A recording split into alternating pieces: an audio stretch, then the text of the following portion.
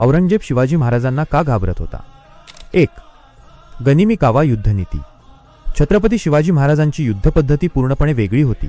ते थेट युद्ध न करता अचानक हल्ला करत असत. मुघल सैन्य मोठे असूनही मराठ्यांना पकडू शकत नव्हते. यामुळे औरंगजेब सतत अस्वस्थ राहत होता. 2. कमी सैन्याने मोठे विजय. महाराजांकडे मुघलांइतके विशाल सैन्य नव्हते, तरीही त्यांनी अनेक किल्ले जिंकले. लहान सैन्याने मोठ्या साम्राज्याला आव्हान दिले.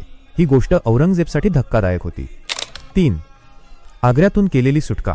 औरंगजेबाने शिवाजी महाराजांना आग्र्यात नजरकैदेत ठेवले, पण महाराजांनी अत्यंत बुद्धिमत्तेने तेथून सुटका केली. ही घटना मुघल साम्राज्यासाठी मोठा अपमान ठरली. यानंतर औरंगजेब महाराजांच्या चातुर्याला घाबरू लागला. 4. जनतेचा प्रचंड पाठिंबा. महाराजांना सामान्य लोकांचा मोठा विश्वास होता. प्रजा त्यांना रक्षक मानत होती. लोक स्वराज्यासाठी स्वतःहून मदत करत होते.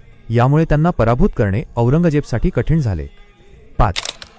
किल्ल्यांचे मजबूत जाळे. महाराजांनी डोंगरांवर मजबूत किल्ले उभारले.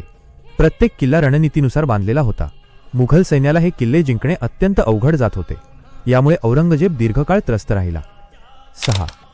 समुद्रावर नियंत्रण. महाराजांनी शक्तिशाली आरमार उभे केले. समुद्र मार्गावरही त्यांनी नियंत्रण मिळवले.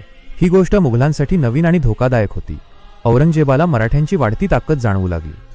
7. स्वराज्याची प्रेरणा. शिवाजी महाराज फक्त योद्धा नव्हते, तर प्रेरणा होते. त्यांच्या नेतृत्वामुळे सैनिक प्राणपणाने लढत होते. भीतीऐवजी आत्मविश्वास मराठा सैन्यात दिसत होता. ही मानसिक ताकदच औरंगजेबाला सर्वात जास्त भीतीदायक वाटत होती.